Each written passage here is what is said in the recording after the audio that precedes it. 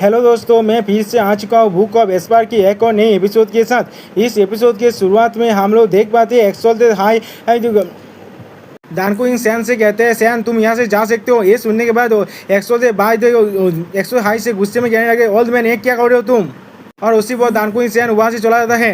Exalted high exalted भाई से कहने लगा, उसने उस शोध को लेकर चला गया, तो फिर इसमें कौन सा डिफरेंस हो गया। हमें आधा स्त्री लैंड के एक्सपर्ट के साथ बात करना पड़ेगा, उस ओल्ड फ्रीक के लिए हमें तैयार रहना पड़ेगा। ये सुनने के बाद एक्सोल्टेड हाई भी भाई भी बहुत ज़्यादा सीरियस हो गया और अपना और हमें अपना शॉट शॉट। अब दानकुइंग सैन वहाँ जाते हुए अपने मन में कहने लगा, अभी मेरे करंट स्ट्रेंथ के साथ मैं उन दोनों से एक्सोल्टेड के कोई भी मैच नहीं हूँ। सबसे अच्छा मैच सिर्फ उन दोनों से तू फाइट कर सकता हूँ। ऐसा लग रहा है वो दोनों एक्सोल्टेड मुझे वो शोध नहीं देने वाला है।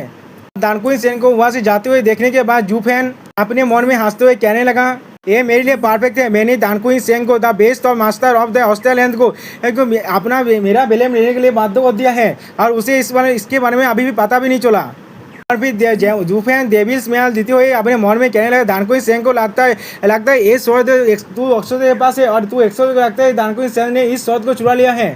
लेकिन जो कोई भी नहीं सोच सकता ये शोध मेरे पास है, ऐसा कोई भी नहीं सोच पाएगा अभी के लिए। उसी पर वैनेबल भाई जूफेन से कहने लगा, तुम्हारे साथ अचानक से क्या हो गया, तुम इतने हंस क्यों रहे हो।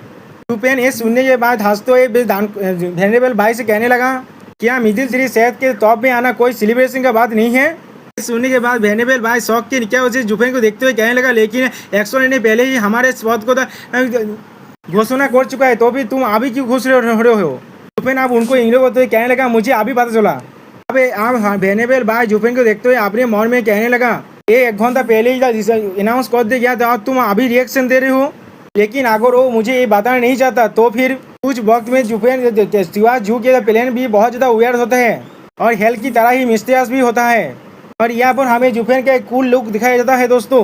और फिर अगले सीन में वैनेबल भाई जूफेन से कहने लगा, जूफेन तुम अभी के लिए रेस्ट करो। तो उस वक्त में मैं दूसरों से साथ हमारे बेगिंग फीस को डिसाइड करता हूँ जब हम लोग वापस लौट जाएंगे। हाँ, जूफेन आप हंसते हुए अपने रूम में जाने लगा।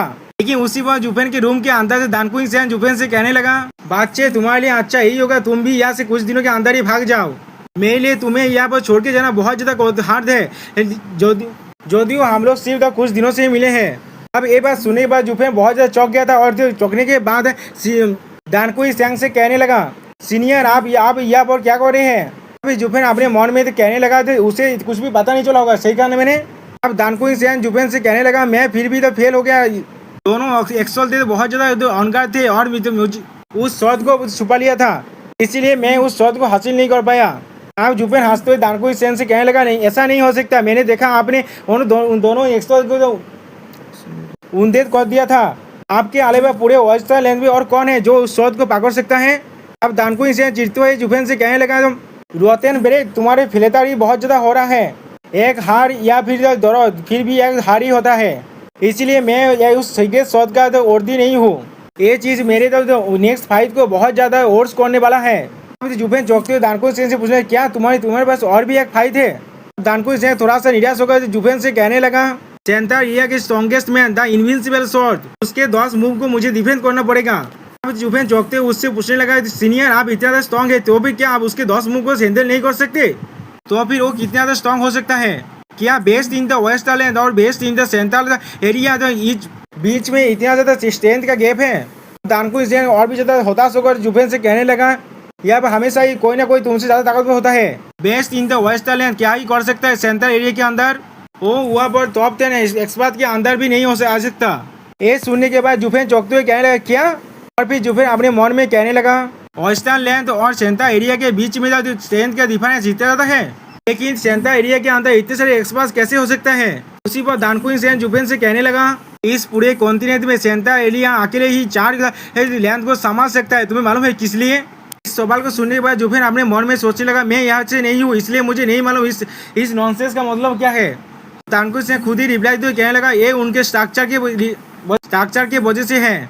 हमारे 4 लैंड्स को सेक्टर के द्वारा गवर्न किया जाता है, जहाँ पर 100 से भी ज़्यादा एम्पायर्स है, जिसके वजह से हम लोग हमारे फोर्स को लूज कर देते हैं। और जब वार की बात है तो अब ये एम्पायर से जो तो बहुत ज़्यादा स्ट्रॉन्ग है, इसी वजह से सेंट्रल एरिया हमसे अलग है।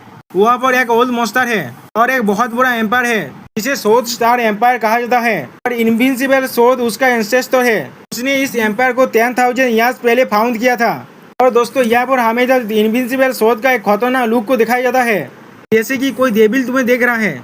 और फिर दानकुई सैन फिर से कहने लगा वो सिर्फ स्ट्रॉन्ग ही नहीं है, उसने अपने आसपास के सारे द सेक्स और द नेशंस को अपने अंदर मिला लिया है। अब तो ना वो अपनी इस फॉर्म को हासिल कर पाया था।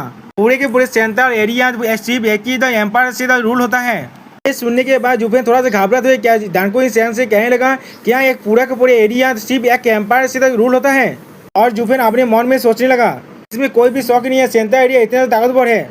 वहाँ पर सिर्फ एक सोल एम्पायर होने की वजह से उसका डेवलपमेंट बहुत ज़्यादा स्मूथली हो रहा है। यहाँ पर जहाँ पर बहुत सारे एम्पायर है, उस एम्पायर के कॉम्प्लेक्स है। तो दानकुई सैन जुफेन के हाथ पर कांधे पर हाथ रखते हुए कहने लगा बच्चे मैं कह सकता हूँ तुम्हारे पास बहुत ज़्यादा एम्बिशन है और तुम्हारे अंदर उस ओल्ड फ्रीक के एक तेज को मैं देख पा रहा हूँ, अपने हीरोज को लीड करना और अपने टॉपिक को हासिल करना। लेकिन तुम्हें ये बहुत ज्यादा जल्दी में करना पड़ेगा और ज्यादा ताकतवर भी बनना। सेंट्रल एरिया अपना मूव कर रहा है, लेकिन इसमें अभी भी कुछ वक्त लगेगा। लेकिन तुम अभी बहुत ज्यादा यंग हो, तुम्हारे पास अब ज्यादा वक्त नहीं है।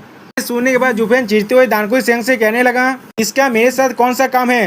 अभी दानकुई सैन जुफेन को इनो करते हुए उससे कहने लगा ओल्ड फ्रीक को 1000 से भी ज्यादा साल लगा था अपने टाइनी एम्पायर को पूरे सेंट्रल एरिया को रूल करने के लिए। अब उसने अपने आके पूरे वर्ल्ड पर जमा लिया है। हर कोई इसमें इन्वॉल्व हो जाएगा, या तो भी तुम भी। और जब वो वक्त आएगा तब हर कोई इसमें तान ले जाएगा, इसमें तुम भी और तियानी एम्पायर को भी तान ले जाएगा। ये सुनने के बाद जुफेन थोड़ा सा घबराने लगा। और दोस्तों यहाँ पर इस वीडियो का दी एंड होता है। प्लीज सब्सक्राइब माई चैनल और like this video and please hype this video.